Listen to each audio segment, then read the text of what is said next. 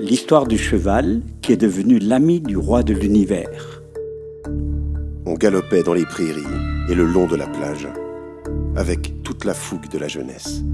On était libres, insouciants et conscients que l'avenir nous appartenait. Nous, les derniers chevaux sauvages de la côte. Et puis, un jour, je me suis retrouvé coincé, avec un pied, au fond d'un trou. Impossible de s'en sortir. J'étais pris au piège. Pendant une journée entière, j'ai essayé de m'en sortir. Mes amis me tenaient compagnie, mais malheureusement, ils ne pouvaient pas m'aider. Leur présence ressemblait plus à une veillée funèbre. Cette nuit-là a été la plus horrible de toute ma vie, et je l'ai passée à broyer du noir. Tout à coup, au lever du jour, tous mes compagnons se sont levés d'un bond et se sont échappés comme s'ils avaient vu un fantôme. À cause de ma position inconfortable, je n'ai pas vu tout de suite la silhouette qui s'approchait à l'horizon. C'était une femme. J'ai compris pourquoi mes amis ont pris la fuite. Nous autres, les chevaux, nous avons une trouille pas possible lorsqu'on voit des humains s'approcher du troupeau. C'est qu'ils viennent pour nous capturer. Souvent, au loin, on aperçoit ce qu'ils font à ces chevaux. Ils leur mettent des morts dans la bouche. Ils leur font traîner des carrioles chargées à bloc. On les fouette pour les faire avancer. Tout, sauf libre. Certains deviennent des montures pour des guerriers. Et il y a une rumeur qui dit qu'il y a autant de chevaux tués que d'hommes. Un vrai carnage. Donc, en voyant la femme s'approcher, j'étais sûr que les jeux étaient faits. Connaissant la cruauté des humains, elle allait certainement me tuer pour cuire ma viande sur un feu de bois. Un cheval blessé ne sert à rien. J'étais pris au piège, sans défense. Mais, à ma grande surprise, elle resta assise, immobile, à une distance confortable. Elle m'a observé longuement. Bien que je sois terrorisé, la curiosité a pris le dessus. Comment allait-elle me tuer? Elle n'avait ni arme, ni gourdin. Plus je l'observais, et plus elle me déroutait. Elle était là, paisible, détendue, sans agressivité. Elle semblait même avoir de la compassion pour moi. Puis elle s'est levée, lentement. Elle s'est approchée de moi. J'étais pris de panique. Elle avait peut-être une arme secrète cachée sous ses vêtements. Je l'entendis alors murmurer. « Bel animal des grands espaces, n'aie pas peur, je vais te délivrer. Ne bouge pas, j'aime les chevaux. Je ne te ferai pas de mal. » Elle s'est mise à creuser la terre autour de mon sabot prisonnier. J'étais ébahi. Comment un humain peut-il aider un cheval? Elle a mis très longtemps à dégager mon pied. Elle s'est sali les mains et les vêtements dans la poussière, rien que pour moi. Lorsqu'elle eut fini, j'ai tiré d'un seul coup mon sabot du trou, et tout en boitant, je me suis enfui en jetant des coups d'œil derrière moi pour vérifier qu'elle n'allait pas me suivre. J'avais eu tellement peur que j'ai oublié de la remercier. Les jours suivants, après avoir récupéré de ma blessure, je galopais à nouveau librement avec mes compagnons dans la prairie. Oh, quel bonheur d'avoir échappé à une mort certaine! Mais je me sentais quand même parfois comme coupable de n'avoir même pas exprimé ma gratitude envers la femme qui m'avait délivré. Ces remords ont vite été absorbés par la vie trépidante que nous menions. Jusqu'au jour, alors que je broutais dans la prairie, où j'ai vu, au loin, la silhouette de la femme qui m'avait sauvé la vie. Elle se promenait et, visiblement, elle aussi m'avait reconnu. Elle marchait tranquillement dans ma direction. Comme la première fois, elle est restée immobile, à distance, attendant que je fasse le premier pas. Elle m'avait donc suivi. Une certaine crainte s'est emparée de moi. Mais que me voulait-elle? Nous sommes restés un long moment à nous regarder. Moi, la peur au ventre.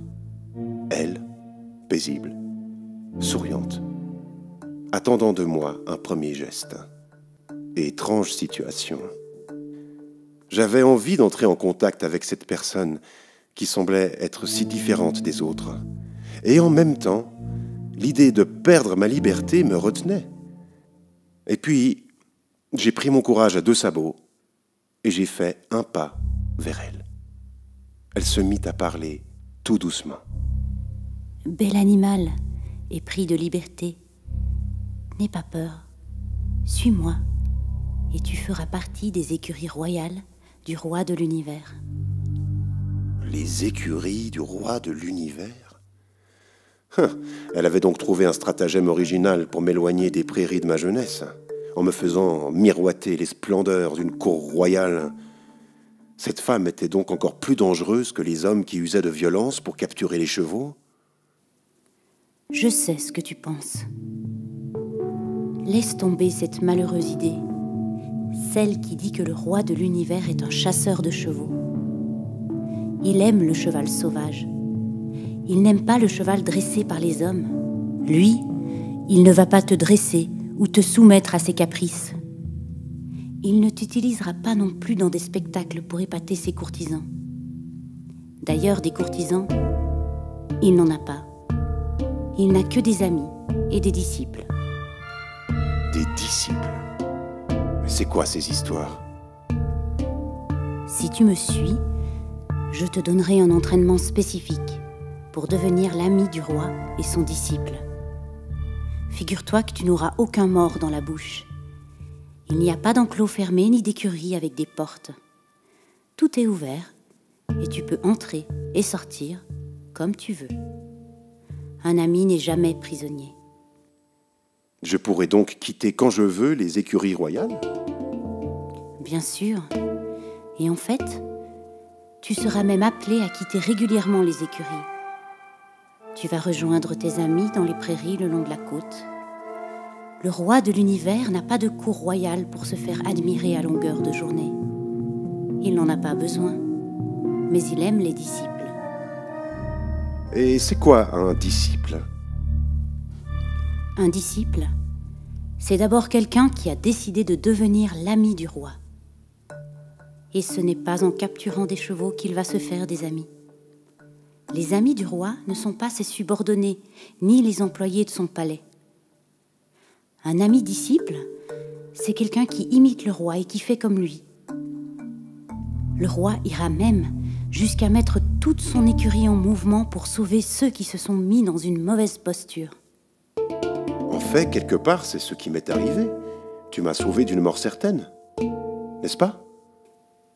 Eh oui, tu as tout compris, et tu pourras faire pareil pour d'autres. Si tu me suis, je t'apprendrai comment aider les chevaux, comment leur faire du bien, comment les sortir de leur misère. Car le roi de l'univers ne le fait majoritairement qu'au travers de ses amis. Et ça, peu de chevaux le savent. Imagine qu'il vienne en personne dans la prairie, dans toute sa majesté et sa gloire. Tout le monde plierait le genou devant lui et personne n'aurait le choix. Ce serait évident qu'il est le roi de l'univers et qu'il peut faire ce qu'il veut. Il ne veut pas vous conquérir. Il ne veut pas que vous soyez contraints par la puissance de son image. C'est à vous de décider si vous aimeriez devenir son ami. Un jour, à la fin des temps, il viendra dans la prairie. Mais ce n'est pas encore le moment.